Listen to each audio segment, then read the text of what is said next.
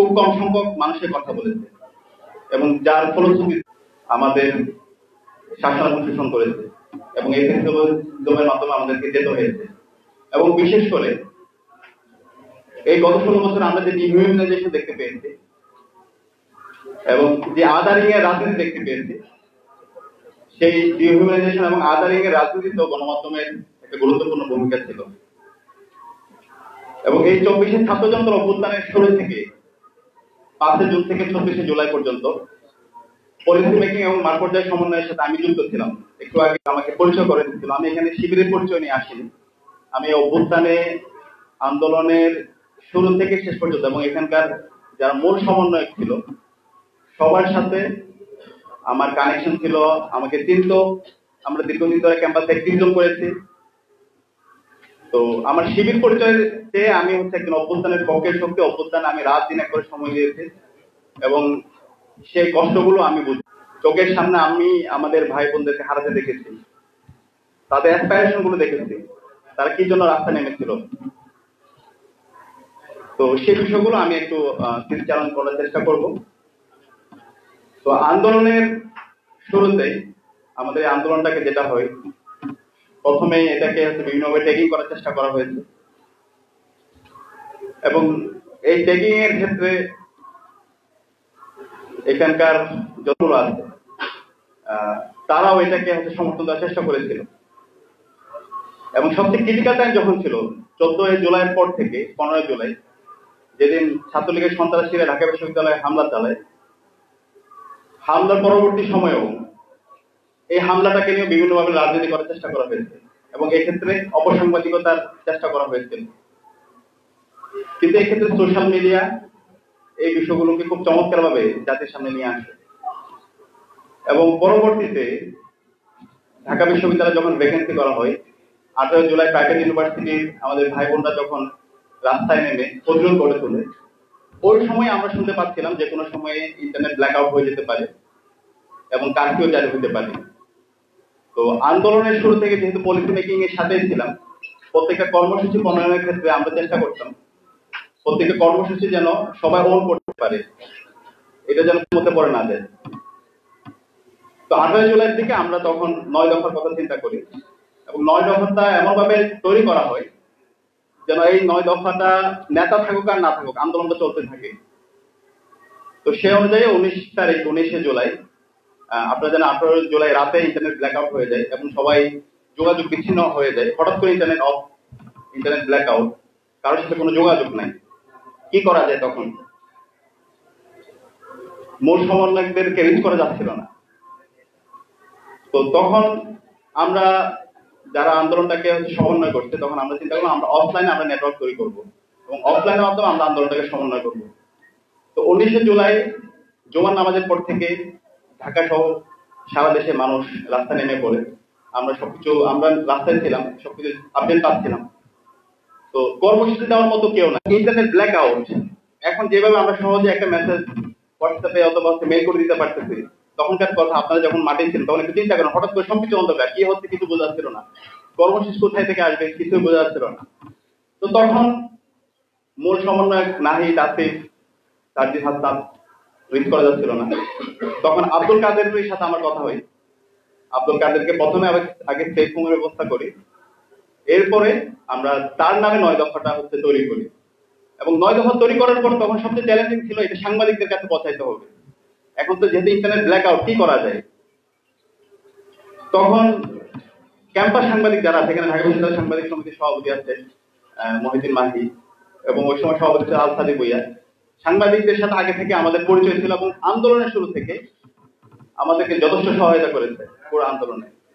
এবং আমরা যতই হতাশা বলি গণমাধ্যমের ফেসিবাদী তাদের অ্যাক্টিভিটিসের কথা বলতেছি, কিন্তু মাঠ পর্যায়ে যারা সাংবাদিক ছিল তাদের পুরো আন্দোলনে গুরুত্বপূর্ণ ভূমিকা ছিল এবং পরামর্শ দিয়ে সামগ্রিকভাবে সহযোগিতার জায়গায় তাদের গুরুত্বপূর্ণ ভূমিকা ছিল।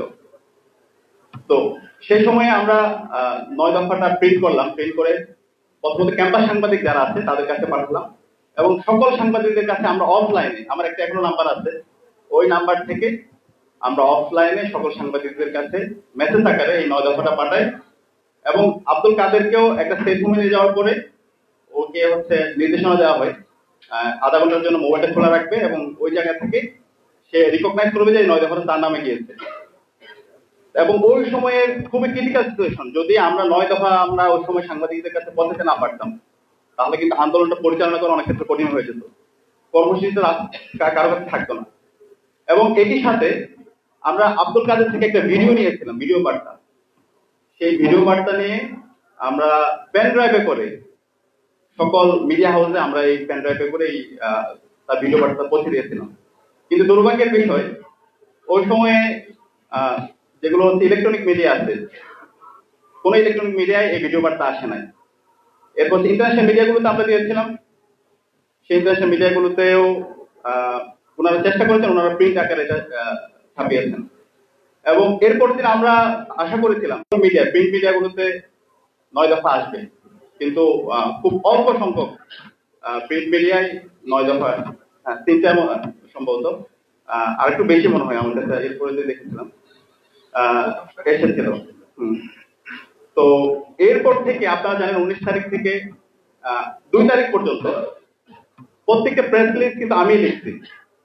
প্রেস রিলিজ এখানে যখন আব্দুল হান্নান মাসুদ, রিফাত রশিদ, আব্দুল কাদের, মাহিন সরকার যখন প্রধান সারি সমন্বয়ক যারা ছিল তাদেরকে গুম করা হয়, পরবর্তীতে এই 4 জনকে সেফ রুমে রাখার ব্যবস্থা করি।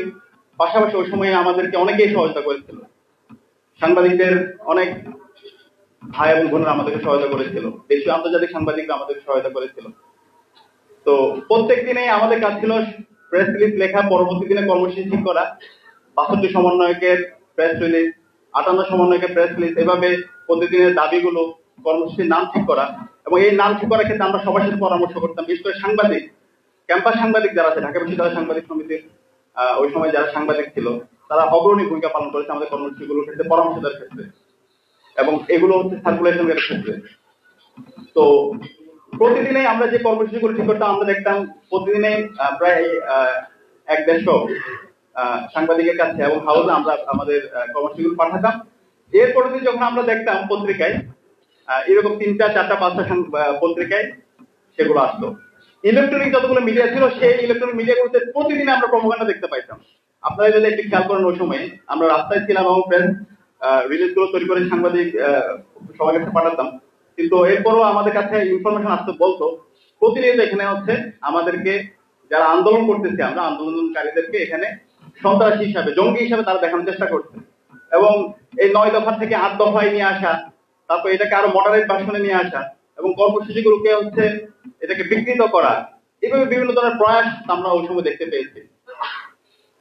তো এইভাবে হচ্ছে আমাদের প্রত্যেকটা দিন আমাদেরকে যেতে হয়েছে। 24 তারিখের পরে যখন আবার ইন্টারনেট আসে, ইন্টারনেট আসার পরে তখন সারা দেশে আপনারা জানেন গণঅ্যারেস্ট চলতেছে, গণগ্রেফতার চলতেছে। এই গণঅ্যারেস্ট এবং গণগ্রেফতারের এইটাকেও আমরা দেখতে পেয়েছি এক ধরনের ফেস্টিভালি সাংবাদিকতা। এই গণঅ্যারেস্ট এবং গণগ্রেফতার করার পরে এটাকে বিভিন্ন ভাবে ট্যাগিং দেওয়া, ট্যাগিং দিয়ে এটাকে বৈধ উৎপাদন করা, এটা আমরা হচ্ছে প্রয়াস আমরা দেখতে পেয়েছি। তো সব মিলিয়ে আমাদের এই পুরো 36শে জুলাইয়ে প্রত্যেক দিনের সাংবাদিকতা, এটা নিয়ে আজকে যে কাজটা হয়েছে আমি মনে করি এটা গুরুত্বপূর্ণ একটা কাজ, অসাধারণ একটা দলিল।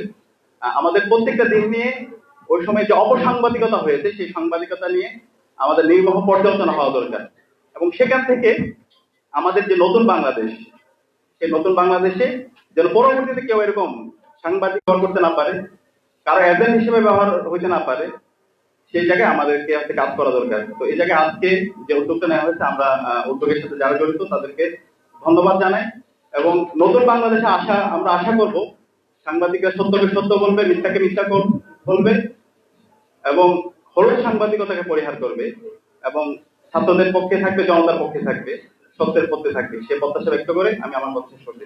আসসালামু আলাইকুম। ধন্যবাদ জানাচ্ছি আবু সাইদ সাদিক সাহেবকে। আমি আবারও বলতে চাই যে আমরা আজকে যে বিষয় নিয়ে আলোচনা করছি, আসলে নির্দিষ্ট কোনো গণমাধ্যম বা নির্দিষ্ট কোনো গণমাধ্যম কর্মীকে হেয় প্রতিপন্ন করা আজকে আমাদের লক্ষ্য নয়।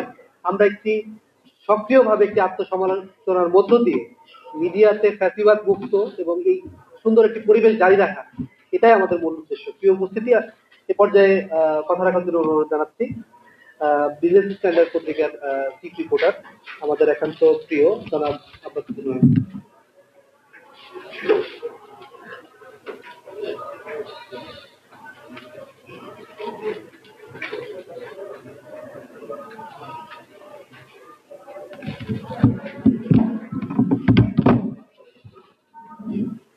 বিসমিল্লাহির রহমানির রহিম। মঞ্চে উপবিষ্ট অন্তর্বর্তী সরকারের মাননীয় চিফ অ্যাডভাইজারের প্রেস সেক্রেটারি আমাদের প্রাণপ্রিয় শফিকুল আলম ভাই, সামনে উপস্থিত বিপ্লবী ছাত্র জনতা এবং মিডিয়া সম্মানিত ভাই বোনেরা, আসসালামু আলাইকুম। আজকের প্রোগ্রামের প্রতিপাদ্য বিষয় হলো গণমাধ্যমের প্যাসিজম ফিরে দেখা 1 থেকে 31 জুলাই। তো 1 থেকে 31 জুলাই কি হয়েছে সেটা খুব বেশি নতুন করে বলার কিছু নাই, আপনারা সবাই দেখেছেন। সবাই এটার ভুক্তভোগীও এখানে যারা আছেন, বিশেষ করে এখানে আপনারা আসলে 36 জুলাই 1 থেকে 36 জুলাই মিডিয়া গণমাধ্যমকে যেমন চেয়েছেন তেমনটা পাননি। এটা আমাদের জন্য একটা দুঃখের বিষয়। আমরা গণমাধ্যমে কাজ করেছি, আমরা গণমাধ্যমের সামনে দেখেছি গণমাধ্যম আসলে কিভাবে কাজ করে। আমি এখনকার সিচুয়েশনটা একটু বলবো, এর আগে একটা দুইটা একটু কথা বলি যে 1 থেকে 31 জুলাই পর্যন্ত গণমাধ্যম কেন ভূমিকা রাখতে পারেনি। আমরা যদি দেখি যে আমি যেহেতু একটা পত্রিকায় কাজ করি, একটা মিডিয়ার সঙ্গে কাজ করি, মিডিয়ার বন্ধু বান্ধবদের সঙ্গে সবসময় কথা হয়। তো 1 জুলাই থেকে যখন আন্দোলন শুরু হলো, 1 জুলাই না 2-3 জুলাই থেকে আন্দোলন শুরু হলো, ইভেন 15-16 তারিখ পর্যন্ত আমরা মিডিয়ার লোকজনকে বোঝাতে পারিনি যে দেশে একটা আন্দোলন হচ্ছে বা বৈষম্য বিরোধী স্টুডেন্টদের একটা বিরাট সংখ্যা আছে দেশে, নাগরিকদের একটা বড় সংখ্যা বৈষম্য বিরোধীদের সঙ্গে যুক্ত। আমরা যখন মিডিয়াতে আলাপ করতেছিলাম যে ঢাকা ইউনিভার্সিটিতে আন্দোলন হচ্ছে, প্রচুর মানুষ এখানে সরকার বিরোধী মুভমেন্টে অংশ নিচ্ছে, আমাদের বসরা সেটা বিশ্বাস করতে পারছিল না যে আসলে কি হবে, কিছু হবে না। গত 15 বছর তো অনেক আন্দোলন হলো, কোন আন্দোলনের থেকে না বা সরকারের বাইরে আমরা কিছু বলতে পারি না, এই ধরনের একটা টেন্ডেন্সি তাদের মধ্যে ছিল। এই জন্য আসলে গণমাধ্যমে কিছু লোক কাজ করলো, তারা আসলে ওভাবে নিউজ দিতে পারেনি। আরো কিছু বিষয় ছিল যেটা একটু আগে প্রেজেন্টেশনে আপনারা হয়তো দেখেছেন যে গণমাধ্যম আসলে কিভাবে প্রথমত আমলে নেয়নি আন্দোলনটাকে, দ্বিতীয়ত আমলে নেওয়ার পর 17 তারিখে যখন ঢাকা ইউনিভার্সিটিতে আমাদের বোনদের রক্ত জড়লো, ছাত্রলীগকে বিতরণ করা হলো, তারপরে মিডিয়া একটু দৃষ্টি দিয়েছে, দৃষ্টি দেওয়ার পরও কেমন নিউজ হয়েছে সেটা আপনারা দেখেছেন। এর মধ্যে আবু সাইদের নিউজটা, আবু সাইদ যখন শহীদ হলো তখন কিছু মিডিয়া আবু সাইদকে শিবির কর্মী ট্যাগ দিয়ে নেগেটিভ তৈরি করে আন্দোলনকে তখনও দুলিশ্বাস করে দেওয়ার চেষ্টা করছিল। এরপর আবার আপনারা জেনেছেন যে মুগ্ধ শিবিরের বিরুদ্ধে স্ট্যাটাস দিয়েছে বলে মুগ্ধকে ফোন করা হয়েছিল। এসব বলে মিডিয়াগুলো আন্দোলনকে একটা নেগেটিভের দিকে দিতে যাচ্ছিল যে যারা সরকার বিরোধী তারাই এসব করছে। মিডিয়াগুলো আমি নিজে দেখেছি, আমার সহকর্মীরা ফিল্ডে যাচ্ছে, তারা হলো মানুষ গুলি খেয়ে মানুষ মরে যাচ্ছে, সেই মানুষের ছবিটা না তুলে বরং তার সহকর্মীরা তাকে গুলি করার প্রতিবাদে যে ইট পাটকেল নিক্ষেপ করছে, পুলিশকে ধাওয়া দিচ্ছে, ওই ভিডিওটা বেশি নিচ্ছে। তো এটা হলো গণমাধ্যমের একটা, আমরা জানি যে গণমাধ্যমে যারা কাজ করে তারা সবাই মানুষ, সবারই একটা আইডিওলজি আছে, কিন্তু গণমাধ্যমে কাজ করলে আইডিওলজির বাইরে থাকতে হয়, কিন্তু আমরা আসলে সেটা পারিনি। সেটা না পেরে আমরা আসলে একটা পক্ষকে সবসময় নিজেদের রুটি রুজির চিন্তা করে বা নিজেদের আইডিওলজির অতিমাত্রায় প্রকাশিত করে আমরা আসলে একটা পক্ষকে, যারা এই জুলাই আগস্টে দেশ পরিবর্তনে বড় ভূমিকা রেখেছে, তাদেরকে আমরা নিচে রেখেছি। আরেকটা বিষয়, একজন ভাই বলছিলেন যে 9 দফা 2-3টা মিডিয়া আসছিল। আমি একটা মিডিয়া কাজ করি, অনেকগুলো মিডিয়ার সঙ্গে আমি ওই সময় সারাদিন সকাল থেকে রাত 12টা 1টা 2টা পর্যন্ত সারাক্ষণ ফোনেই থাকা লাগতো। মিডিয়ার গুলোর সঙ্গে কথাও হতো, যারা মিডিয়া বিভিন্ন নিউজ গেট কিপার হিসাবে আছেন। আমার নিজের কাছেও পেন ড্রাইভে করে বাইরা 9 দফা দিয়ে যাচ্ছিলেন, কিন্তু ডিজিএফআই থেকে ফোন করে বলে দেওয়া হলো যে আব্দুল কাদেরের কোনো বক্তব্য দেওয়া যাবে না, 9 দফার কোনো 9 দফা যেটা দেওয়া হচ্ছে সেটা ছাপানো যাবে না, এবং ছাপালেও সেটা মডারেট করে ছাপাতে হবে। অন্য সমন্বয়ক যদি থাকে, মাহিন সরকারের বিরুদ্ধে 1-2 দিন পরে বলা হলো যে তারটাও ছাপানো হবে না। তো মিডিয়াগুলো আসলে যে কারণে দেয়নি, প্রথমত নিজেদের আদর্শকে সার্ভ করা, আইডিওলজিকে সার্ভ করা, সরকারের সুযোগ সুবিধা নিয়েছে সেটাকে দেয়া, এবং হলো ডিজিএফআই থেকে একটা প্রভাব বিস্তার করা যে আসলে এটা এভাবে দেওয়া যাবে না। এসব কারণে মিডিয়া আসলে দিতে পারিনি। তবুও আমরা কিছু মিডিয়া ট্রাই করেছে এই সময়টা দেওয়ার জন্য, আপনাদেরকে সাপোর্ট দেওয়ার জন্য।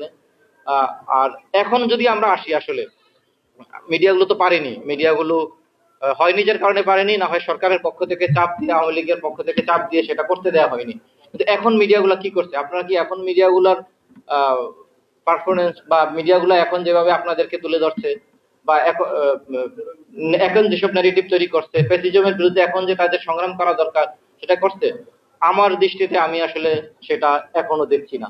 আমাদের 5 আগস্টের একটা মহাবিপ্লবের পরে যে সরকার তৈরি হয়েছে, এই সরকারের কাছে মানুষের মূল চাওয়া ছিল যে আমাদের একটা রাজনৈতিক নতুন একটা সংস্কার তৈরি করা, নতুন একটা রাজনৈতিক বন্দোবস্ত তৈরি করা, আমাদের সংবিধানকে নতুন করে পুনর্লিখন করা। আপনি যদি দেখেন গত 6 মাসে মিডিয়াগুলোর নিউজ পর্যালোচনা করেন, গত 6 মাসে নিউজগুলো শুধুমাত্র যে এই সরকার কি মানে মুভমেন্টের সময় যেমন করে মানুষ খুন হচ্ছে, মানুষের সংখ্যা না দেখে ইট পাটকেলের ছবি ভিডিও দেখানো হয়েছিল, এখনো সেম। এখনো মিডিয়াগুলা এই সরকারের বড় বড় সংস্কারগুলো না তুলে তারা আসলে প্রচার করছে ছোট ছোট বিষয়, কোথায় কোনো চুরি হলো, চুরি চিন্তা এগুলো হবে, এগুলো অবশ্যই সরকারকে কন্ট্রোল করতে হবে, এগুলো আমরা প্রত্যাশা করি না। তবু আপনি কোন ঘটনাকে প্রাধান্য দিয়ে প্রচার করছেন সেটা একটা ইম্পর্টেন্ট বিষয়। আপনি যদি ছোট ঘটনাকে প্রকাশ করে বড় ঘটনাকে হারিয়ে যেতে দেন, সেক্ষেত্রে সেটা আমাদের সবার কাছে দৃষ্টিকটু মনে হয়। যেমন আমি একটি ছোট্ট এক্সাম্পল দিই। আপনারা যদি জাস্ট গত বছর রমজানের আগে দেশের বিভিন্ন পত্রিকা টেলিভিশনে নিউজ দেখেন, তাহলে দেখবেন রমজানের ছোলা, খেজুর এবং হলো চাল, এসব জিনিসের দাম নিয়ে অনেক বেশি হালকাও ছিল, যে দাম অনেক বেড়ে গেছে মার্কেটে। আমরা প্রতিদিন এসব নিউজ করতাম। এবছর সরকার অনেকগুলো স্টেপ নিয়ে শুল্ক কমিয়ে, চিনির ক্ষেত্রে শুল্ক কমিয়েছে, খেজুরের ক্ষেত্রে শুল্ক কমিয়েছে, ছোলার ক্ষেত্রে শুল্ক কমিয়েছে, জিনিসপত্রের দাম সরকার নাগালের মধ্যে রেখেছে। কিন্তু আমরা মিডিয়াগুলো সেগুলো হাইলাইট করি না। আমরা ছোট বিষয় নিয়ে আমরা অনেক বেশি সমালোচনা করি। যেমন এখন 6টি কমিশনের রিপোর্ট প্রকাশ হয়েছে রাষ্ট্র সংস্কারের জন্য, যেগুলো আসলে স্বাধীনতার 53 বছর পরে প্রত্যেক মানুষই চেয়েছে যে আমাদের একটা সংস্কার হোক, আমরা একটা রাজনৈতিক নতুন বন্দোবস্তের দিকে যাব। এই সংস্কার কমিশনের রিপোর্টগুলো মিডিয়ায় টুকটাক নিউজ হয়েছে, কিন্তু সেভাবে আসলে হাইলাইট হয়নি। আমরা এখন সোশ্যাল মিডিয়া যদি ফেসবুক ঢুকলে আমাদের দেখার কথা ছিল কি, যে সংবিধান সংস্কারের জন্য আলী রিয়াজের নেতৃত্বে কমিটি 100টা প্রস্তাবনা দিয়েছেন। 100টার মধ্যে কোন প্রস্তাবগুলো আমাদের জন্য ভালো, কোন প্রস্তাবগুলো আমাদের জন্য খারাপ হচ্ছে, বা কোন প্রস্তাবগুলো একটু সংশোধন করা দরকার, সোশ্যাল মিডিয়া এখন আলোচনা হওয়া দরকার ছিল এই বিষয়গুলো। কিন্তু এই বিষয়গুলো আলোচনা না হয়ে কি হচ্ছে, কোন ইউনিভার্সিটির শিক্ষক একটু ইসলাম নিয়ে কথা বলেছে, কোন ইউনিভার্সিটির শিক্ষক 14 ফেব্রুয়ারি নিয়ে কথা বলেছে, আমরা আসলে এই বিষয়গুলো নিয়ে আলাপ করি। যেমন দুর্নীতি দমন কমিশন কারাপশন রিপোর্ট জমা দিয়েছে, ওই রিপোর্টের কোন বিষয়গুলো আসলে দুর্নীতি দমনে এক্স্যাক্টলি ভূমিকা রাখবে না, কোন বিষয়গুলো ভূমিকা রাখবে, আমরা কিন্তু এই বিষয়গুলো নিয়ে আলোচনা করছি না। এই বিষয়গুলো নিয়ে আলোচনা না করে আমরা আলোচনা করছি কি, যে কোন মানে দেশের কোন উপজেলায় কোন ছোট একটা ঘটনা ঘটলো, বা কোথায় কোন ছোট মারামারি ঘটনা ঘটলো, এই বিষয়গুলো। তো এই যে আমাদের প্রায়োরিটি জায়গাগুলো, গণমাধ্যম এখনো আমরা এই প্রায়োরিটি জায়গাগুলো আমরা আসলে ঠিক করতে পারিনি। আমরা এখনো সেই আগের মতোই ছোট্ট বিষয় নিয়ে এবং হলো ফ্যাসিজম যেটাকে আমরা বলি, আমরা যে আওয়ামী চিন্তা ভাবনার কথা বলি, সেটার মধ্যে এখনো আছি। আমরা আসলে মানুষের মেজরিটি, মানুষের আকাঙ্ক্ষাকে এখনো বুঝতে পারিনি। আমরা এখনো আসলে কি সংস্কার আমাদের প্রয়োজন, আমাদের আসলে জাতি গঠনে আমাদের কোন বিষয়গুলো অগ্রাধিকার দেওয়া দরকার, সেই বিষয়গুলো আমরা এখনো তুলে ধরতে পারিনি। আরেকটা বিষয়ের ক্ষেত্রে আমরা বড় ধরনের ব্যর্থতার ভূমিকা রাখছি, সেটা হলো এই যে এখন সবচেয়ে বড় সমস্যা আমাদের ইনভেস্টমেন্টের ক্ষেত্রে ব্যাংক ইন্টারেস্ট রেট। তো এই যে আমাদের ব্যাংক ইন্টারেস্ট রেটটা কেন এত বেশি, এখন আমাদের 15-16% ব্যাংক ইন্টারেস্ট রেট, সেটার জন্য যে বিগত ফ্যাসিস্ট সরকার দায়ী। তারা যে আমাদের 18 লাখ কোটি টাকা ঋণ রেখে গেছে, তারা 8 থেকে 10 লাখ কোটি টাকা পাচার করেছে, এবং আমাদের হলো ঋণ দেওয়ার সক্ষমতাকে ধ্বংস করেছে, 6 লাখ কোটি টাকা খেলাপি ঋণ করেছে। এই বিষয়গুলো কিন্তু আমরা গণমাধ্যমে এখনো তুলছি না। সেই বিষয়গুলো তুলে আমরা যে এর জন্য যে আগের সরকার দায়ী, সেই বিষয়গুলো যদি আমরা না বলি, সেটা না বলার মাধ্যমে এক ধরনের আমরা ফ্যাসিজমকে এখনো সমর্থন দিয়ে যাচ্ছি। তো আপনারা সবাই আমাদের কাছ থেকে এই জায়গাটা সাপোর্ট চাচ্ছেন, কিন্তু আমরা আসলে পারছি না। কারণ বাংলাদেশে গণমাধ্যমে গত 15 বছরে আপনারা জানেন যে সবচেয়ে বেশি নতুন নতুন গণমাধ্যম গত 10-15 বছর বাংলাদেশে হয়েছে। শেখ মুজিবের আমলে বাংলাদেশে 4টি গণমাধ্যম রেখে সব গণমাধ্যম বন্ধ করে দিয়েছিল। গত 15 বছরে আবার সেটার প্রতিশোধ হিসাবে শেখ হাসিনা অনেক বেশি গণমাধ্যম তৈরি করে দিয়ে গেছে। যে গিয়েছে তাকে গণমাধ্যম তৈরি করে দিয়েছে, তাকে গণমাধ্যমের লাইসেন্স দিয়েছে। তো অনেক গণমাধ্যম কর্মীও তৈরি হয়েছে এই কারণে। আর যেসব কর্মী তৈরি হয়েছে তারা আসলে এখনো হাসিনারই কথা বলে, তাই এখনো হাসিনারই গুণগান গায়। তো এই কারণেই আমরা আসলে কোনো ধরনের সংস্কার আমাদের চোখে পড়ছে না। আমাদের জাতি হিসাবে এত বড় একটা বিপ্লবের পরে কি ধরনের এলিমেন্টস এখন আমাদের আলোচনায় নিয়ে আসতে হবে, গণমাধ্যম কোন বিষয় মানুষের সামনে নিয়ে আসবে, সোশ্যাল মিডিয়ায় কি ধরনের আলোচনা তৈরির জন্য কি ধরনের নিউজ এলিমেন্টস দেবে, আমাদের গণমাধ্যম এখনো সেই দিকে যাচ্ছে না। এবং হলো কিছু ক্রাইসিস তৈরি হলো, সেই ক্রাইসিসের পিছনে যে প্যাসিজম মিস্ট্রিক সরকার ব্যবস্থা, আওয়ামী লীগের সরকার ব্যবস্থা দায়ী, সেটা আমরা তুলে ধরছি না। তো আমাদের আসলে সংস্কারের কথা বললো, এই বিষয়গুলোই আমাদের সবচেয়ে বেশি সংস্কার করা দরকার। আমরা গণমাধ্যম কর্মীরা যে দলের যে মতের যেখানকারই হই, আমরা আমাদের এই সংস্কারের জায়গাগুলোতে, আমরা জাতি গঠনের জায়গাগুলোতে নিরপেক্ষ থেকে কাজ করব। এবং আমাদের শফিক ভাই এখানে আছেন, ওনারাও দৃষ্টি দেবেন যে কিভাবে আসলে আমরা ফ্যাসিজমের আবহ থেকে বের হয়ে এসে নতুন বাংলাদেশের পক্ষে গণমাধ্যমকে নিয়ে আসতে পারি, গণমাধ্যম কর্মীরা কাজ করতে পারে, সেই বিষয়টা দেখবেন। সবাইকে ধন্যবাদ। আল্লাহ হাফেজ।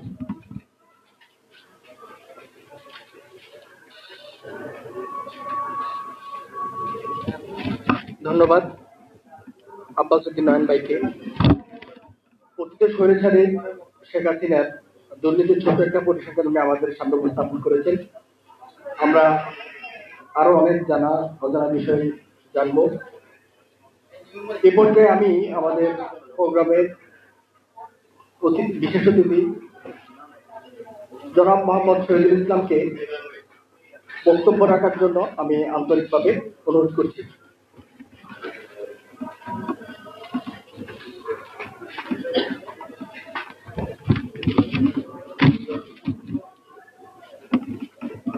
বিসমিল্লাহির রহমানির রহিম। গণমাধ্যমে ফ্যাসিবাদী বয়ান, ফিরে দেখা 1 থেকে 36 জুলাই। আলোচনা সভার শ্রদ্ধাভাজন সভাপতি, শ্রদ্ধাভাজন প্রধান অতিথি, সাংবাদিক জগতের অত্যন্ত প্রিয় মুখ, প্রধান উপদেষ্টার সম্মানিত প্রেস সচিব জনাব শফিকুল আলম, মঞ্চে উপস্থিত সম্মানিত আলোচক বৃন্দ, সামনে উপস্থিত জুলাই বিপ্লবের সম্মানিত এবং প্রিয় বীর সেনানী বৃন্দ,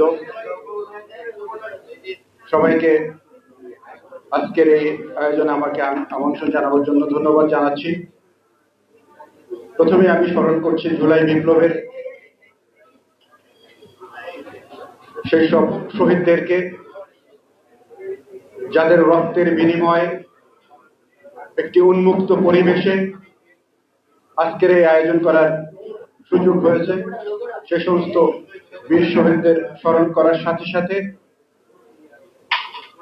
আশু সুস্থতা কামনা করছি সেসব বীর যোদ্ধাদের, যারা এই জুলাই বিপ্লবে শরিক হয়ে আহত হয়ে বিভিন্ন হাসপাতালে এখনো মৃত্যুর সাথে পাঞ্জা লড়ছেন, সেসব ভাইদেরকে। এর সাথে সাথে স্মরণ করছি আরো কিছু ভাই আমি যাদের চোখের সামনে দেখতে পাচ্ছি, যাদের বিষয়ে আলোচনা হয়েছে, যারা সেই জুলাই বিপ্লবের সময় যে মূলধারার যে গণমাধ্যম যখন এই বিপ্লবের বিপক্ষে অবস্থান নিয়েছিল, তখন কিছু মাল্টিমিডিয়া জার্নালিস্ট, কিছু সোশ্যাল মিডিয়ায় কর্মরত ভাইয়েরা এই বিপ্লবকে ধারণ করে তাদের জীবনের ঝুঁকি নিয়ে মাঠে ময়দানে কাজ করেছেন এবং সেগুলো আমাদের কাছে, সারা জাতির কাছে পৌঁছে দিয়েছেন। সে সমস্ত কিছু ভাই আমার সামনে রয়েছেন, তাদের প্রতি কৃতজ্ঞতা জানাচ্ছি। আমি আরো উল্লেখ করতে চাই, সেই জুলাই বিপ্লবে যেহেতু আমরা এর সাথে ছিলাম, কিছু ভাইকে দেখেছি যখন ইন্টারনেট ব্ল্যাক আউট হয়েছে, যারা সেই আপনারা শুনেছেন যে 9 দফার যে প্রেস রিলিজ গুলো, আমি একটি পত্রিকায় কাজ করি, সেখানে গিয়ে সেই প্রেস রিলিজ গুলো প্রিন্ট করে বিভিন্ন পত্রিকার অফিসে গিয়ে যারা দিয়ে আসছে, তারা কিছু ভাইয়ের চেহারাও এখানে আমি দেখতে পাচ্ছি। সম্মানিত ভাইরা, তো আমি তাদের শ্রদ্ধার সাথে তাদের কাজকে আমি স্মরণ করছি আজকের এই সমাবেশে। তো আমরা আলোচনা শুনছিলাম জুলাই বিপ্লবে যারা ভূমিকা রেখেছেন বিভিন্ন জায়গা থেকে বিভিন্ন ভাবে। আমরা আজকে যে বিষয়টি নিয়ে আলোচনার অবতারণা করা হয়েছে তার আগে একটু যেতে চাই। আমি এই বিষয়ে আমি দু একটি কথা বলবো। আমার আলোচনার সময় যেহেতু সংক্ষিপ্ত, এজন্য আমি বলতে চাই যে ফ্যাসিবাদী সরকার আমাদের বাংলাদেশের আকাশ থেকে বিদায় নিয়েছে, এই বাংলাদেশের জমিন থেকে। যারা দীর্ঘ 16 বছর পর্যন্ত এদেশকে শাসন করেছিল, শোষণ করেছিল, তারা প্রথমে ক্ষমতায় এসে টার্গেট করেছিল বাংলাদেশের গণমাধ্যমগুলোকে। যে গণমাধ্যমগুলোকে তাদের নিয়ন্ত্রণে নিতে পেরেছিল, সেই গণমাধ্যমগুলো বাদে যারা ভিন্ন মতে ছিল সেই গণমাধ্যমগুলোকে বন্ধ করে দিয়েছিল। তার সাক্ষী আপনারা রয়েছেন। একটি পর্যায়ে এদেশের মানুষ ধরে নিয়েছিল যে গণমাধ্যমে জনগণের কথা বলবার মতো একটি গণমাধ্যম যখন নাই, সবগুলো গণমাধ্যম যখন ফ্যাসিবাদী সরকারের প্রচার মাধ্যমে পরিণত হয়েছে, তখন বাংলাদেশের মানুষের ভাগ্যে কি আছে, এই দেশ কি কখনো পরিবর্তন হবে কিনা, এরকম একটি চিন্তা যখন করতে শুরু করেছিল মানুষ, তখন আমরা যাদেরকে এদেশের রাজনৈতিক নেতৃবৃন্দ, এদেশের যারা প্রবীণ আছেন, তারা ধরে নিয়েছিল যে এই নতুন জেনারেশন, এদেরকে দিয়ে আর কিছু হবে না। তখন সেই জেনারেশনের মধ্য থেকে যারা এই ফ্যাসিবাদের বিরুদ্ধে গর্জে উঠেছিল, তাদের একটি অংশ এখানে আজকে উপস্থিতি। আজকেও আমরা যখন দেখি বিভিন্ন গণমাধ্যমে ফ্যাসিবাদের দোসরদেরকে প্রতিষ্ঠা করবার জন্য, পুনর্বাসিত করবার জন্য কিছু কিছু গণমাধ্যম কাজ করছেন। আমরা গণমাধ্যমে কাজ করি, দীর্ঘ 25 বছর হয়ে গেছে। আমরা বুঝতে পারি কোন কথাটি কোথা থেকে কেন বলেন, কি জন্য বলেন। আজকেও তারা সে ভূমিকা রাখবার চেষ্টা করে এদেশে অস্থিরতা তৈরি করবার চেষ্টা করছেন কিছু কিছু গণমাধ্যম। সেটি আমাদের চোখে নিত্যই আসতে থাকে এবং আমরা সেটি দেখি। আমরা অনুরোধ জানাবো যে আপনারা জুলাই বিপ্লবের আগে যে গণমাধ্যমগুলো যে কাজগুলো করছেন সেখান থেকে ফিরে আসুন। আমাদের এটি অনুরোধ। আমরা বলেছিলাম যে বাংলাদেশের একটি গণমাধ্যমও বন্ধ হবে না। আমি ঢাকা সাংবাদিক ইউনিয়নের অবস্থান থেকে বলেছিলাম যে বাংলাদেশের একটি গণমাধ্যমও আমরা বন্ধ করতে দেব না, সবকটি গণমাধ্যম থাকবে, কিন্তু একটি গণমাধ্যমে ফ্যাসিবাদের দোষরা থাকবে না। এটি ছিল আমাদের দাবি, কিন্তু সেই ফ্যাসিবাদের দোষরা এখনো আছে। আমরা সেই জায়গাগুলো পরিষ্কার করতে পারিনি। এটির জন্য সময় প্রয়োজন হবে। আজকে সমন্বয়করা যারা আছেন এখানে, যারা আপনারা আছেন, আপনাদের কাছে অনুরোধ জানাতে চাই, যারা অস্থিরতা তৈরি করবার জন্য, একটি ধূম্রজাল তৈরি করবার জন্য চেষ্টা করছেন, অনেকের মধ্যে সংশয় তৈরি হয়েছে যে বিপ্লব কি নস্যাৎ হবে কিনা, ব্যর্থ হবে কিনা। আমি আমার এই বুকগুলো দেখে যারা জুলাই বিপ্লবে নেতৃত্ব দিয়েছেন, রাজপথে রক্ত দিয়েছেন, তাদেরকে যখন আমরা সামনে দেখি, এখানে কোনো প্রবীণ লোক নাই, কোনো বৃদ্ধ নাই, কোনো রাজনৈতিক নেতা নাই। এদেশের সেই নতুন জেনজি, এই জেনারেশনের প্রতিনিধিরা এখানে রয়েছে। সুতরাং এই বিপ্লব পথ হারাবে না, বাংলাদেশ পথ হারাবে না, এটি আমি দৃঢ়ভাবে বিশ্বাস করি। সুতরাং যারা ষড়যন্ত্র করছেন, আপনাদের ষড়যন্ত্র বাস্তবায়ন হবে না, এটি আমি দৃঢ়ভাবে বিশ্বাস করি। সেই বিশ্বাসের কথা বললাম। প্রিয় উপস্থিতি, এই আপনাদের বিপ্লবের সাথে আমরাও ছিলাম। যখন জুলাই বিপ্লব শুরু হয়, ঢাকা সাংবাদিক ইউনিয়নের পক্ষ থেকে যেদিন জাহাঙ্গীরনগর বিশ্ববিদ্যালয়ের যেদিন সাংবাদিকদের উপরে হামলা করা হয়েছে, ছাত্রলীগের ক্যাডার এবং পুলিশরা সম্মিলিতভাবে আমাদের সেদিন 8-9 জন ভাইকে নির্মমভাবে আহত করেছে। তারপর দিন থেকে আমরা প্রতিদিন রাজপথে থেকেছি সাংবাদিকদের এই ইস্যু নিয়ে এবং জুলাই বিপ্লবীদের সাথে। আমরা দেখেছি যে 24 তারিখে সাংবাদিকদের দালালদের একটি অংশ নিয়ে প্রধানমন্ত্রী একটি প্রেস কনফারেন্স করেছিল, সেটি আপনাদের চোখের সামনে এখনো আছে। তারা কি বক্তব্য দিয়েছিলেন, সেইখান থেকে এসে আমাদের বিপক্ষে প্রেস ক্লাবের সামনে তারা সমাবেশ ডেকেছিলেন। আমরা সেদিন বলেছিলাম যে এই সমস্ত সাংবাদিক নামধারী দালালদেরকে আজকে আপনারা বয়কট করুন, কারণ যারা দালাল তাদের সাংবাদিকতা করবার অধিকার নেই, তারা দালালি করবে, আর সাংবাদিকরা কখনো দালালি করবে না। এই উপস্থিতি, আমরা সেদিন থেকে রাত্রে আমরা বাসায় ঘুমাতে পারিনি কয়েকদিন। সেই 18 জুলাইয়ের পর থেকে আমরা এই প্রেস ক্লাবে দিনের বেলায় থাকতাম, রাতে হাঁটার দূরত্বে আমরা রাত্রে অবস্থান করতাম, আবার দিনে এখানে আসতে হবে, বাসায় গেলে আমাদের ধরে নিয়ে যাবে, এই রকমের শঙ্কা ছিল। তো এই আন্দোলনটিকে, এই জুলাই বিপ্লবীদেরকে সঙ্গ দেওয়ার জন্য, তাদের সাথে থাকবার জন্য আমরা আশেপাশে থাকতাম, সকালবেলা প্রেস ক্লাবে আসতাম।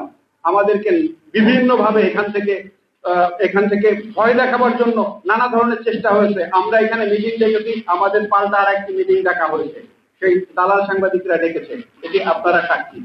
আজকে যেটি বলা হয়েছে যে জুলাই বিপ্লবে কোন গণমাধ্যমের কি ভূমিকা ছিল, সেটি আমাদের সামনে পরিষ্কার আছে। আমরা সেটি ভুলে যেতে চাই।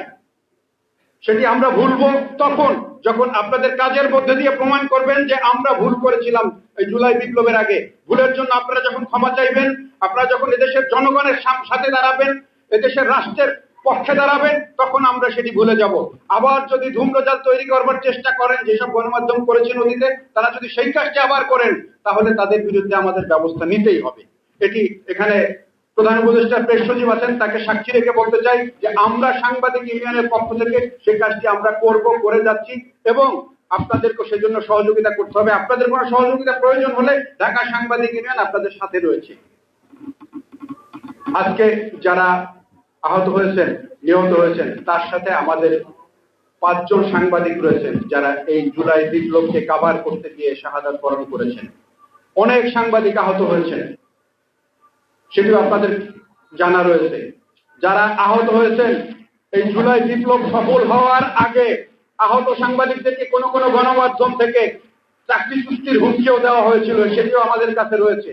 আজকে সেসব গণমাধ্যম মালিকদেরকে আমরা একটু বিনয়ের সাথে বলতে চাই যে ভুলটি করেছেন আপনারা। আপনাদের গণমাধ্যমে যেসব ফ্যাসিবাদের দোষর রয়েছে, আপনারা সেই জুলাই বিপ্লবের চলাকালীন তার আগে সেই ফুটেজগুলো দেখে যারা দালালি করেছে তাদের তালিকা করে দিন। আমরা আপনাদের এখানে আসবো না। আর যদি সেটি না করেন তাহলে সেই ভূমিকা আমাদেরকে নিতে হবে। এটি আমি আবারও আমার জায়গা থেকে আমি পরিষ্কার করে দিলাম। প্রিয় ভাইরা, আজকে যে বিপ্লবীরা এখানে এই আয়োজনটি করেছেন, আমি মনে করি এই আয়োজনটি রাজনৈতিক দলের পক্ষ থেকে হওয়া উচিত ছিল। আজকে রাজনৈতিক দলের নেতারা, কিছু রাজনৈতিক দলের নেতারা ক্ষমতায় যাওয়ার জন্য অস্থির হয়ে গেছেন। তারা এদেশকে অস্থির করবার জন্য আজকে আমার মনে হয় যে ফেসিবাদের দোসরের ভূমিকা পালন করতেছেন। কিন্তু বিপ্লবের পক্ষে যারা বলেন যে যারা এই 16 বছর যারা নির্যাতিত ছিলেন, নিষ্পেষিত ছিলেন, তাদের মধ্য থেকে কিছু নেতাকর্মী যে ধরনের বক্তব্য দেন, তারা এটা দেখে মনে হয় যে এই বিপ্লবীরা ভুল করেছে, তারা কিছু বোঝে না, তারা সব মাস্টার মাইন্ড, তারা সব এদেশের কি বলে এই দেশের মালিক, এরকম কিছু কথা বলে। তাদেরকে বলতে চাই যে এদেরকে ধারণ করুন। যারা এই পরিবেশ তৈরি করে দিয়েছে, তাদের চিন্তা চেতনা, তাদের আশা আকাঙ্ক্ষা, তাদের চিন্তা ধারণ করতে না পারেন, তাহলে ফ্যাসিবাদের দোষরের কথাবার্তা চিন্তা ভাবনা করে বলুন। ক্ষমতায় আপনারাই যাবেন, এদেশের এই ছাত্র জনতা ক্ষমতায় যাবে না। সুতরাং তাদের যে দাবি একটি বৈষম্যহীন সমাজ প্রতিষ্ঠার যে পূর্ব শর্ত, সেই শর্তগুলো আগে পালন করতে হবে। সেই কাজগুলো আগে করার পরে নির্বাচন হবে, আপনারা ক্ষমতায় যাবেন। তার আগে ক্ষমতা নিয়ে আপনারা কামড়াকামড়ি করবেন।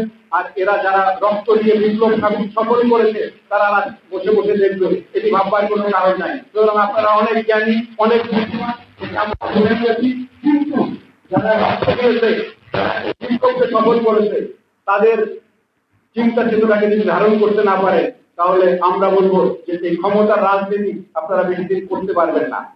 সুতরাং আসুন আজকে আমরা এই বিপ্লবীদেরকে ধারণ করি।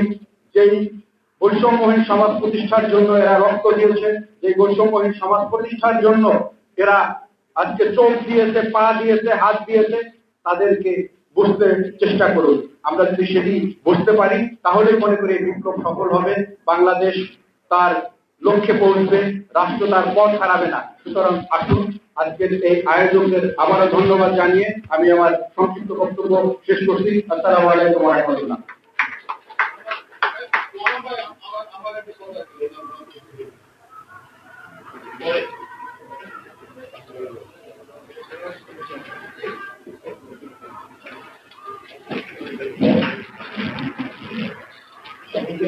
ধন্যবাদ এবং একই সাথে কৃতজ্ঞতা জ্ঞাপন করছি যারা আমাদের প্রোগ্রামটিকে এই মুহূর্তে আমার সাথে কথা বলতে চাই। আমি বিশেষ করে কৃতজ্ঞতা জ্ঞাপন করছি এবং ক্লাব তারিখকে, যারা এই জুলাই বিপ্লবের মহানায়ক এবং এই জুলাই বিপ্লবকে বাস্তবায়নের রূপ দেওয়ার জন্য যারা সকল গণমাধ্যমে গিয়ে 9 দফা উপস্থাপন করেছে।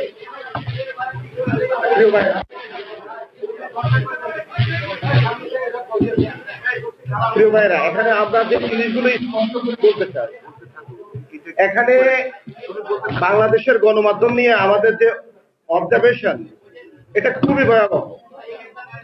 আমরা স্পষ্ট করে বলতে চাই, বিগত 15 বছর বাংলাদেশে কোনো গণমাধ্যম ছিল না।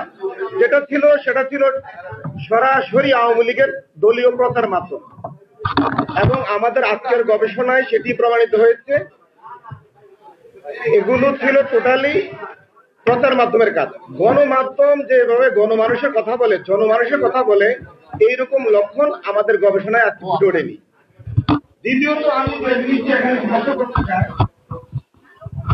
এখানে একটি জিনিস একদম স্পষ্ট, বিশেষ করে আমাদের গণমাধ্যমের যারা এখন সহকর্মী সহযোগিতা, তাদেরকে বলতে একটা জিনিস খেয়াল করতে,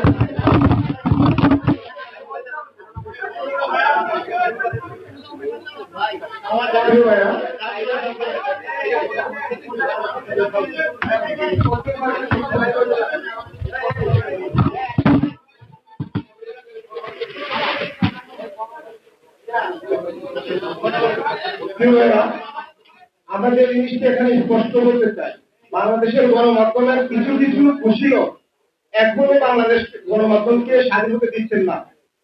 তারা কারা? তারা ওই দিল্লির প্রতিষ্ঠিত বেতনভুক্ত দালালেরা। আপনারা খেয়াল করবেন, বাংলাদেশে কি চলছে না চলছে তারা সেদিকে লক্ষ্য না রেখে দিল্লির ফুট নড়ে কিভাবে, দিল্লির এজেন্টরা কিভাবে কথা বলে, ওই আলোকে গণমাধ্যমে মতামত উৎপাদন করছে এবং গণমাধ্যমের ভয়ান তৈরি করছে, যেটি গত কয়েকদিনের মধ্যেও আমরা স্পষ্ট দেখতে পেয়েছি। আমরা বিশ্বাস করি বাংলাদেশে যে বিদ্যমান ইন্ডিয়ান যে গণমাধ্যমের ফেসিবাদী ছায়া একটু সরে নাই, এটাকে যদি আমরা একটা নাম দিতে পারি, সেটা হচ্ছে জার্নালিজম না বলে যদি বলতে পারি, এটা টোটালি বলা যেতে পারে ইন্ডিয়ানিজম। আর বিগত 17 বছর যে কাজটা হয়েছে, গণমাধ্যমের কাজটা না হয়ে এটাকে জার্নালিজম না বলে আমরা এটাকে গবেষণা করে বলতে পারি এটা ছিল আওয়ামী লীগিজম।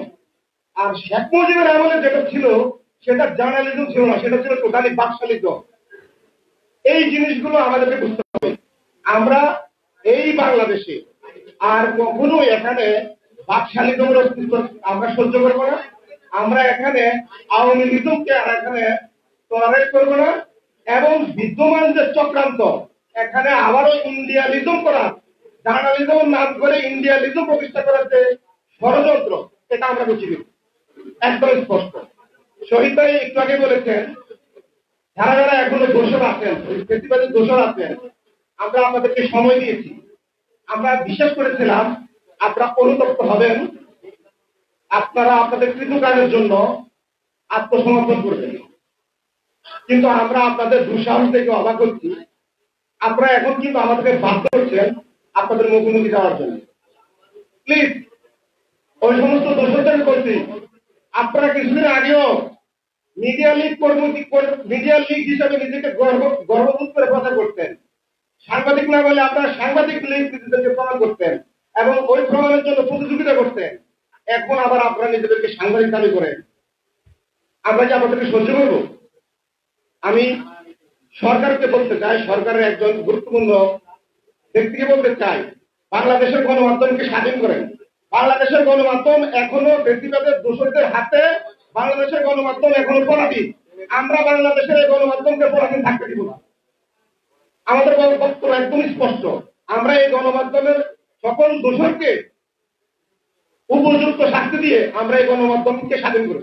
গণমাধ্যমের স্বাধীনতা নিশ্চিত করার জন্য, গণমাধ্যমকে স্বাধীন করার জন্য যত চেষ্টা প্রয়োজন, রক্ত প্রয়োজন, আমরা আবার দিব। আমি আজকে উপস্থিত সকলকে ধন্যবাদ জানিয়ে এবং জুলাই বিপ্লবে যে সমস্ত সাংবাদিক আহত হয়েছেন তাদের আত্মার মাগফিরাত কামনা করে এই প্রোগ্রামটি এখন আমাদের কামনা করছি, এবং এই প্রোগ্রামটি আমাদের এখন আমাদের প্রধান অতিথি, বর্তমান অন্তর্বর্তীকালীন সরকারের প্রেস সচিব এবং জুলাই বিপ্লবের এই গণমাধ্যমের স্বাধীনতার জন্য, বা যদি বলি এই গণমাধ্যমের এই তথ্যটুকু সারা বিশ্বে চর্চা করার জন্য যিনি মহানায়কের ভূমিকা পালন করেছেন তিনি আমাদের শফিক ভাই। এই মুহূর্তে আমাদের শফিক ভাই বিস্তারিত কথা বলবেন। শফিক ভাইকে কথা রাখার জন্য আহ্বান জানাচ্ছি।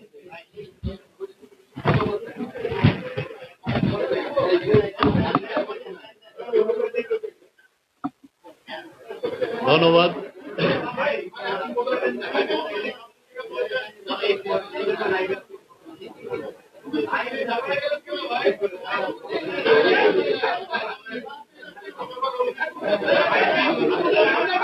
ভাই না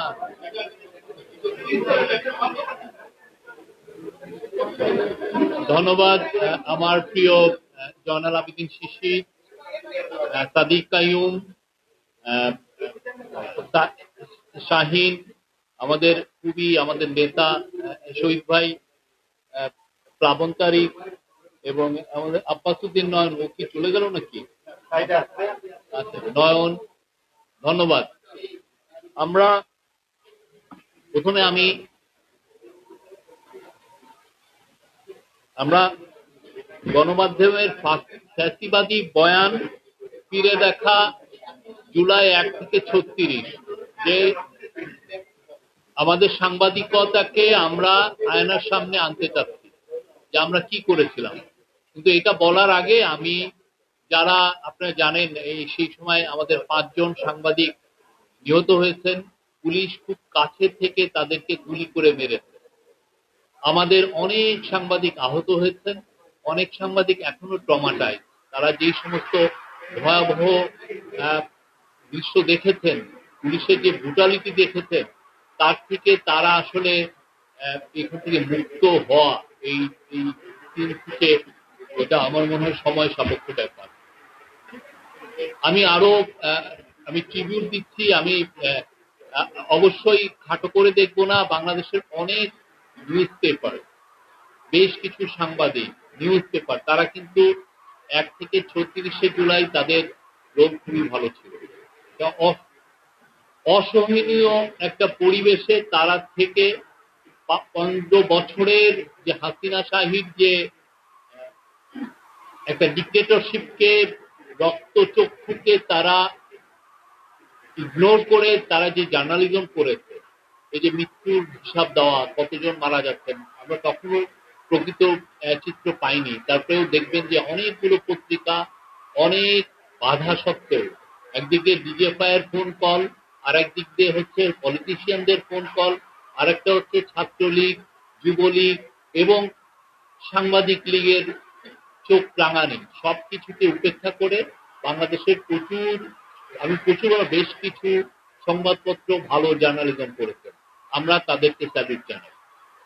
কিন্তু আমরা একটা জিনিস আমরা দেখেছি, সেটা হচ্ছে যে এই প্রচুর সংবাদপত্র, ওয়েবসাইট, এবং তার মধ্যে কেউ নিজেরা বলেন যে আমরা রেসপেক্টেড নিউজ ওয়েবসাইট, তারা আমরা দেখেছি তাদের রোলগুলো কি।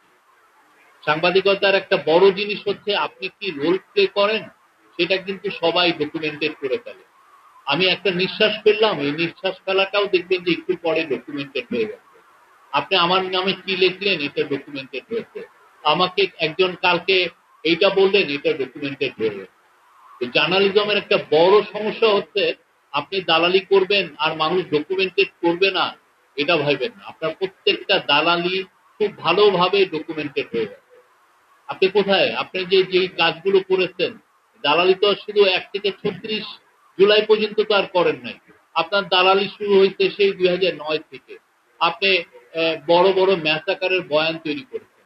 আমি এখানে যারা আছে 1 থেকে 36 জুলাইয়ের যারা কাজ করেছেন, জার্নালিজম কি হয়েছে এটার, আমি সবাইকে বলবো যে আপনারা এর আগে যতগুলো ঘটনা ঘটেছে, বড় বড় ঘটনা, সেগুলো ডকুমেন্টেশন করেন। এটা খুব ইম্পর্টেন্ট। এবং শাপলার সময় ওরা যেটা করতো, যে একটা পুলিশ বা ওদের সিকিউরিটি ফোর্স একটা বড় রকমের ম্যাসাকার করতো, এবং তখনই দেখতেন যে ফেসবুকে ওদের হয়ে একটা বড় গ্রুপ বা ওদের হয়ে জার্নালিস্টদের একটা বড় গ্রুপ বয়ান তৈরি করতো, মানে এটাকে নর্মালাইজ করা, যদি এই লোকটাকে মারাটা দরকার আছে, এই লোক না মারলে দেশ এগোতে পারবে না। এই যে একটা বয়ান তৈরি করা, এটার জন্য বয়ান কারা করেছে? আপনারা দেখেন, আমরা এই জায়গায় সবাইকে, আমি এই জন্য বলতেছি যে এটা প্রাইভেট ইনিশিয়েটিভে এই ডকুমেন্টেশনটা হোক।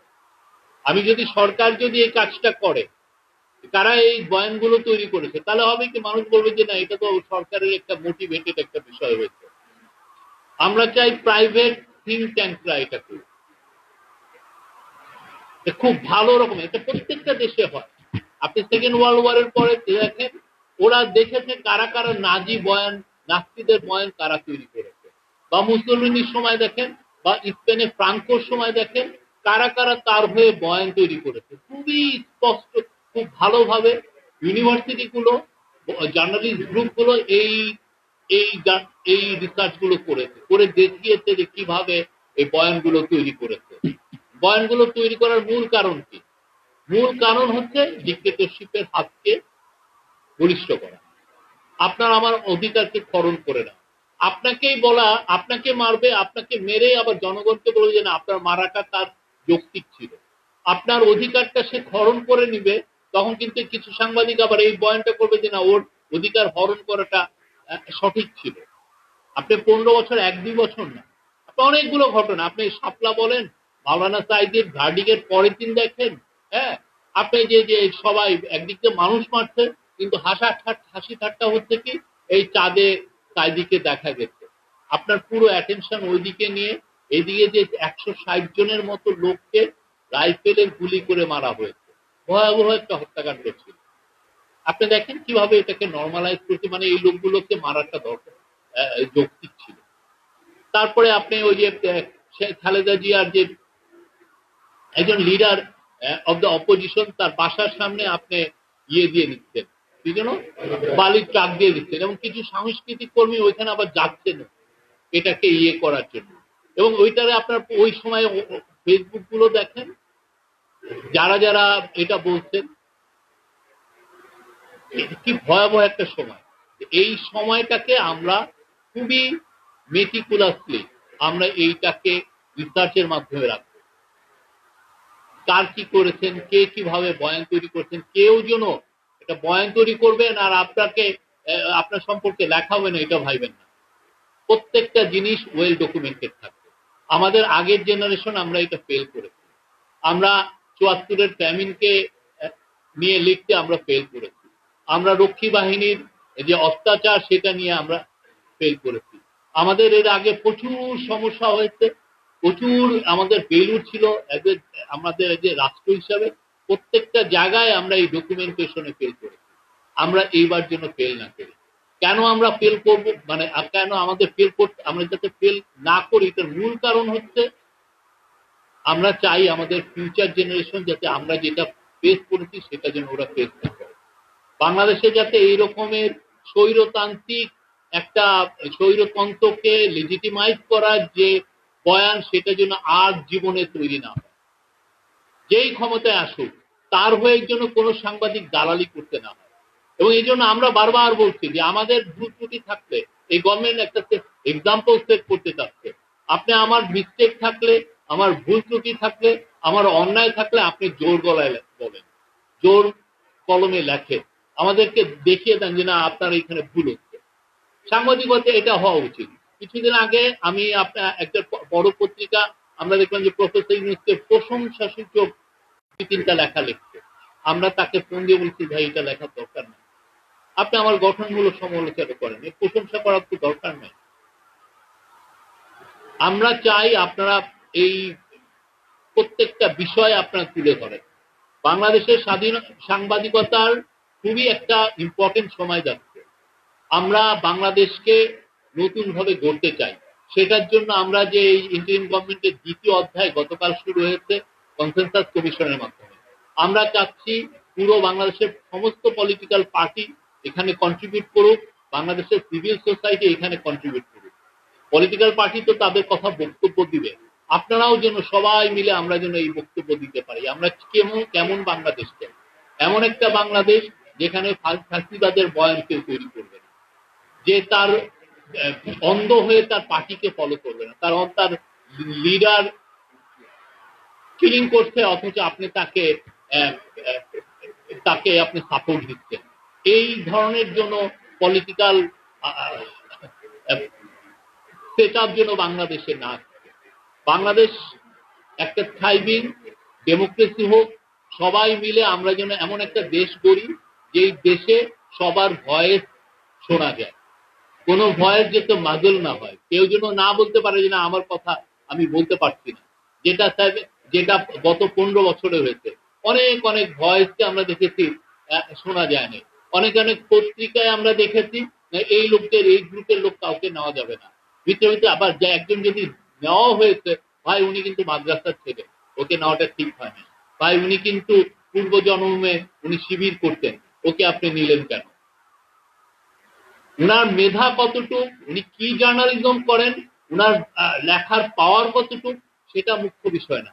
মুখ্য বিষয় হচ্ছে উনি ওই কাজ করেছেন, উনার প্রাইভেট লাইফে কি পলিটিক্যাল পার্টি করেছেন, ছাত্র জীবনে কি করেছেন, সেটা তখন মুখ্য। এবং এটার জন্য একটা পুরো গোষ্ঠী ছিল আপনাকে হাউন্ডিং করে, ওকে ওকে পচাও, অনলাইনে বলো।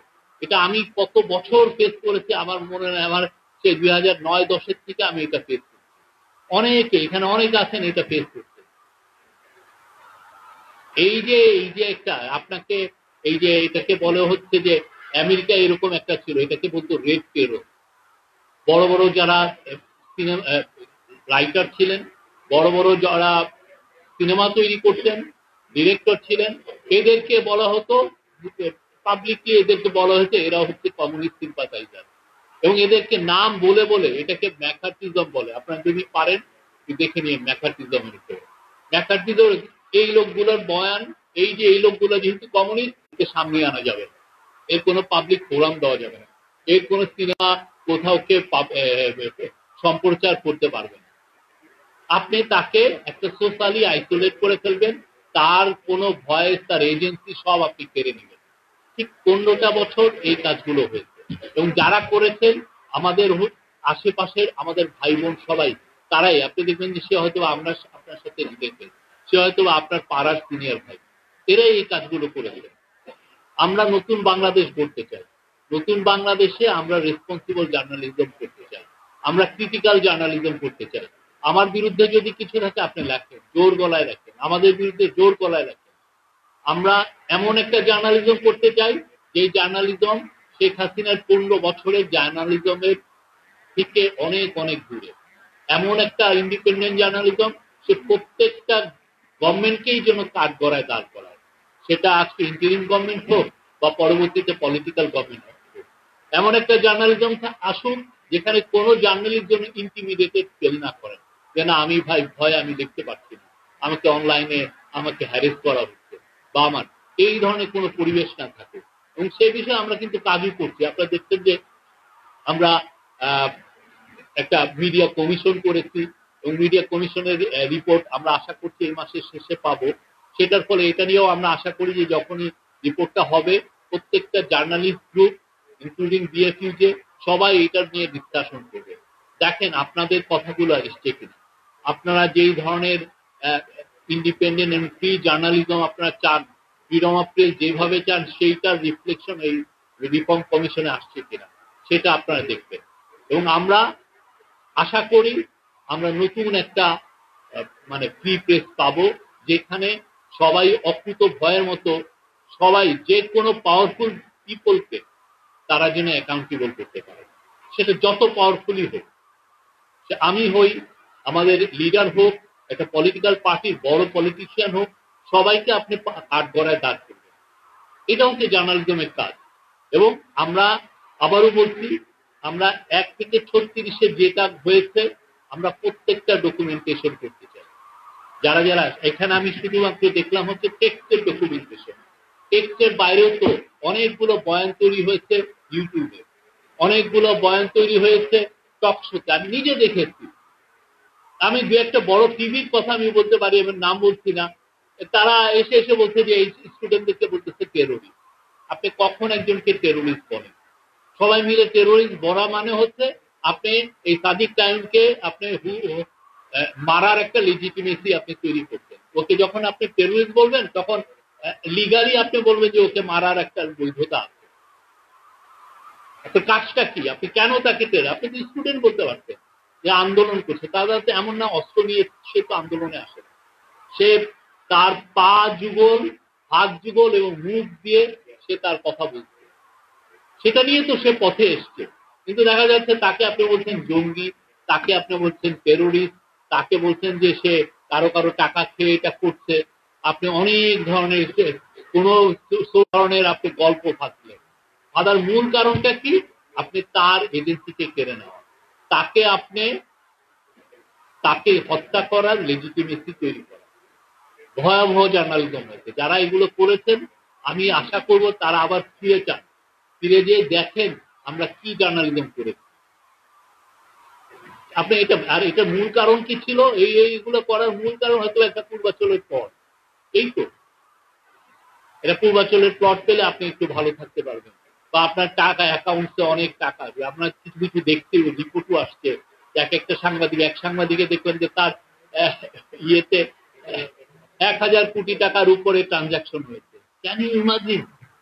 একটা সাংবাদিকের পক্ষে আপনি যদি খুব ভালো কামান, আমি 20 বছর একটা বড় জায়গায় কাজ করেছি, আপনি যদি ভালো কামান কয় কোটি টাকা আপনি কামাইতে পারবেন সারা জীবন? এইগুলো হচ্ছে যে বয়ান তৈরির যে শিল্পে ওনারা নিয়োজিত ছিলেন, সেটারই এটা হলো ফসল ওনারা তাদের অ্যাকাউন্টে তুলেছিলেন। ভয়াবহ একটা সময় গেছে। আমরা সেই ভয়াবহ সময়কে দূরে সরে ফেলতে চাই। আমরা নতুন বাংলাদেশ করতে চাই, এখানে সব ধরনের ভয় থাকবে। আমাকে ক্রিটিসিজম যে করবে খুব বড় গলায়, তাকেও আমরা ধারণ করতে চাই, তাকেও আমি এমব্রেস করতে চাই। আমরা রিকনসিলিয়েশনের পথ সবার জন্য উন্মুক্ত করতে চাই, সবাই মিলে আমরা একটা ভালো বাংলাদেশ করতে চাই। এমন একটা বাংলাদেশ যেখানে কোনো বৈষম্য থাকবে না, এমন একটা বাংলাদেশ যেখানে আপনি লেজিটিমেটলি আপনি যে কোনো মানুষকে আপনি ক্রিটিসাইজ করতে পারবেন। অবশ্যই সেটা এভিডেন্স সহ, আপনি এভিডেন্স নিয়ে যাকে ইচ্ছা আপনি ক্রিটিসাইজ করবেন এবং আপনার জন্য ইন্টিমিডিয়েশন না ফিল করেন। আমি আর এটা নিয়ে বেশি করবো না, বাট আমি সবাইকে বলি এবং আমাদের যারা ইউনিভার্সিটিগুলো, আমি আবারও বলছি, বাংলাদেশ গভর্নমেন্ট এগুলো এই জায়গাগুলোতে এখানে সত্যিকার হচ্ছে এই ইনভেস্টিগেশন বাংলাদেশ গভর্নমেন্ট এটা করবে না, বা পুলিশ বা অন্য কোনো এজেন্সি দিয়েও এটা করবে না। এটা করলে যেটা হবে, সাংবাদিকরা ভাববে যে আমরা তাদের ইন্ডিপেন্ডেন্স বা তাদের ফ্রিডমে আমরা বাধা দিচ্ছি। এটা বরং প্রাইভেট কোনো অর্গানাইজেশন, বাংলাদেশে বেশ ভালো প্রায় 20-30টা ইউনিভার্সিটিতে জার্নালিজম ডিপার্টমেন্ট আছেন, তারা তাদের রিসার্চারকে নিয়োগ করে তারা এগুলো করে, এবং এগুলো ডকুমেন্টেড করা আমাদের জন্য, আমাদের ফিউচার জেনারেশনের জন্য খুবই খুবই দরকার। এটা আমাদের করতেই হবে, তাদের কাছে, আমাদের ফিউচার জেনারেশনের কাছে এটা আমাদের দায়। এটাই আমার আজকের বক্তব্য, এবং আমি থ্যাংক ইউ জানাই এই যারা এটা করেছেন। এই পেপারটা খুবই সুন্দর পেপার, আপনারা সবাই করবেন, এবং আমি অর্গানাইজারদেরকে আবার থ্যাংক ইউ জানি। আমার বক্তব্য শেষ।